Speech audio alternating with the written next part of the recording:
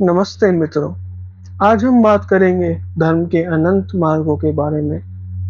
अक्सर लोगों के मन में धर्म के मार्गों को लेकर कठोर या गलत धारणाएं होती हैं। यह बहुत खतरनाक है और मोक्ष से दूर रख सकता है। तो सबसे पहले धर्म क्या है?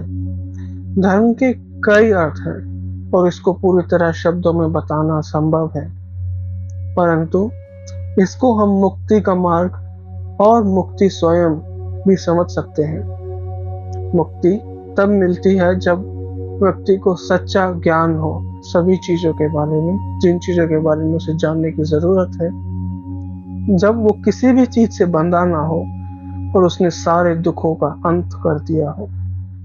धर्म अपने आप में अनंत है, किसी भी चीज से बंधा नहीं, और इसके मार्ग भी।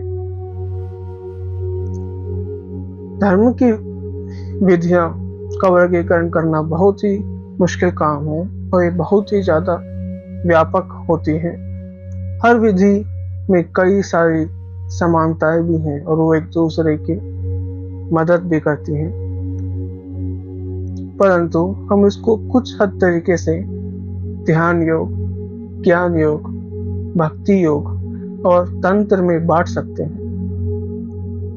ध्यान योग करते वक्त व्यक्ति गुणों को, दुख और अनित्यता को समझने की कोशिश करता है, जिससे वैराग्य और निरोध का प्रवेश होता है। इसके लोकप्रिय विधियां विपासना और क्षमता आदि है। ज्ञान योग में शास्त्री पठन पाठन करते हैं, जिसमें बुद्ध या भगवान ने उपदेश दिया है। इससे मार्गदर्शन मिलता है और सत्य के तरफ शास्त्री बढ़ता है। इसके लोकप्रिय मार्ग गीता और त्रिपिटका का ध्यान करना है।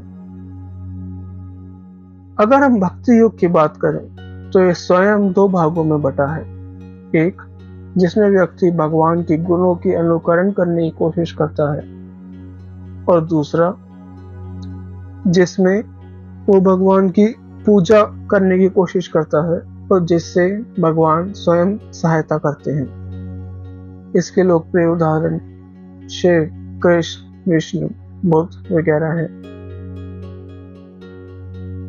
और अगर हम बात करें तंत्र की, तो ये सबसे व्यापक और विविध विधि है। ये इतनी व्यापक है कि इसकी एक तरीके से अगर हम सामान्य सूत्र निकालें तो मुश्किल से यही कहा जा सकता है कि बाह्य साधनों का प्रयोग करके अभ्यासी अपनी बुद्धि की बढ़ोतरी करने की कोशिश करता है। ये ज्यादातर ध्यान, ज्ञान और भक्ति योग में जाते हैं और इनकी वृद्धि करते हैं। इसमें मंत्र, कुंडलिनी आदि इत्यादि आते हैं। अगर हम मार्गों की बात करें तो एक अभ्यासी न केवल एक विधि का प्रयोग कर सकता है, परंतु अलग अलग विधियों का मिश्रण भी कर सकता है। उस मिश्रण में कभी एक में झुकाव हो सकता है और वह झुकाव भी बदल सकता है। जैसे पहले कहा, विधियां भले ही अलग हों, परंतु लक्ष्य एक है। आप त्रिपिटका और गीता पढ़ सकते हैं, शिव की पूजा कर सकते हैं और कुंडलिनी और विपासना का साधन कर सकते हैं। अंत में अविद्या को हटाना और मुक्ति पाना ही महत्वपूर्ण है। जैसे अगर भूख लगी हो तो चावल खा सकते हो, रोटी खा सकते हो, सब्जी इत्यादि खा सकते हो। अगर भूख मिटानी हो तो भोजन करना ही महत्वपूर्ण है। अब एक और विशेष बात पे गौर कि धार्मिक पंथों में अंतर करना एक सामान्य भूल है। जैसे हिंदू या बुद्ध आदि को अलग करके डट जाना और एक दूसरे का विरोध करना, परंतु इनमें वास्तविकता में कोई अंतर नहीं है। जैसे अगर हम बुद्ध और हिंदू परंपराएं कर लें तो ये दोनों सभी प्रकार के साधनों में जाते हैं। जैसे हिंदू में योग, गीता, भगवान और कुंडलिनी है, ऐसे ही बौद्ध में विपासना, त्रिपिटका, महायाना और वज्रयान है। यदि वो मुक्ति की तरफ जा रहा है तो धार्मिक है, और अगर नाम की बात करें तो उसमें कोई अर्थ नहीं। कमल को कमल कहो, लोटस कहो, निलंबो नुसिफेरा कहो या कुछ और, है तो बस वो एक नाम, संकेत तो किसी एक ही चीज पर ही कर रहा है। ये सारे के सारे भेदभाव मानव निर्मित है, अर्थहीन है और मायावी है। तो अब क्या करें? अपना मार्ग खोजिए। बहुत कम साधनाएं हैं जो एक ही विधि में पूर्ण निष्ठा मांगती हैं, और धर्म के लिए कभी भी एकमात्र पंथ या मार्ग नहीं होता।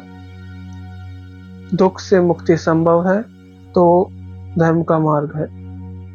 अगर आपको ये नहीं पता कि कहाँ से शुरुआत करें, तो अलग अलग विधियों को थोड़ा थोड़ा आजमाएं, जो ठीक लगे उसको करें, और अगर आप अभी अटके हुए हो तो किसी और चीज को आजमाएं।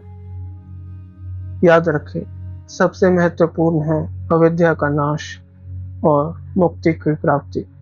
मेरी तरफ से आपको शुभकामनाएं।